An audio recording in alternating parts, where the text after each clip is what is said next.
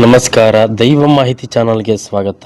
ಸಾವಿನ ಸೂಚನೆಯನ್ನ ನೀಡುವ 5 ಲಕ್ಷಣಗಳು ಯಾವುವು ಅನ್ನೋ ಕುತೂಹಲಕಾರಿ ಮಾಹಿತಿಯನ್ನ ಇವತ್ತಿನ ವಿಡಿಯೋದಲ್ಲಿ ನಾವು ನಿಮಗೆ ತಿಳಿಸ್ಕೊಡ್ತಾ ಇದ್ದೇವೆ.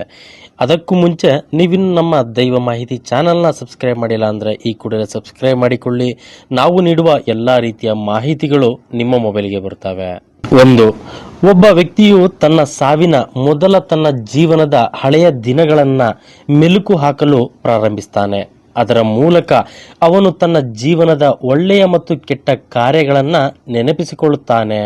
ಬೇಡವೆಂದರೂ ತಡೆಯಲಾರ, ಇದರಿಂದ ಅವನ ಮನಸ್ಸು ಚಂಚಲವಾಗುತ್ತದೆ. 2.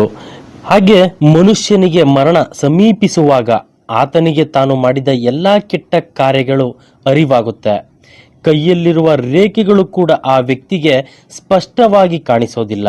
ಹಾಗೆ ಕೈಯಲ್ಲಿರುವ ರೇಖೆಯು ವ್ಯಕ್ತಿಯ ಸಂಪೂರ್ಣ ಜೀವನವನ್ನ ತೋರಿಸುತ್ತೆ. ವ್ಯಕ್ತಿಯು ಸಾವಿನ ಸಮೀಪದಲ್ಲಿರುವಾಗ ವಿಚಿತ್ರವಾಗಿ ಮಾತನಾಡ್ತಾನೆ. ಅದು ಏಕೆ ಹೇಗೆ ಅಂತ ಆತನ ಮನೆಯವರಿಗೂ ಕೂಡ ತಿಳಿಯೋದಿಲ್ಲ. 3.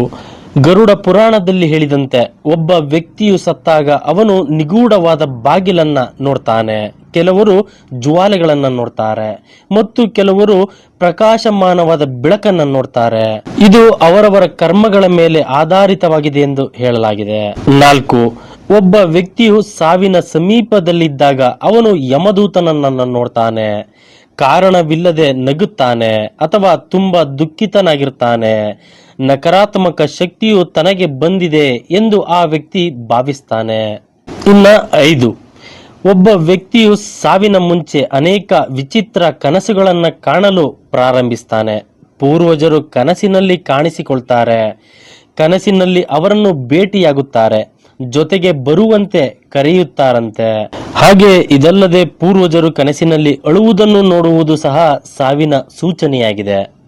ಸೊ ಈ ವಿಡಿಯೋ ನಿಮಗೆ ಇಷ್ಟವಾದರೆ ಲೈಕ್ ಮಾಡಿ, ಶೇರ್ ಮಾಡಿ, ಸಬ್ಸ್ಕ್ರೈಬ್ ಮಾಡಿಕೊಳ್ಳಿ. ಮುಂದಿನ ಬಾರಿ ಮತ್ತೊಂದು ಕುತೂಹಲಕಾರಿ ಮಾಹಿತಿಯೊಂದಿಗೆ ಭೇಟಿಯಾಗೋಣ. ಧನ್ಯವಾದಗಳು.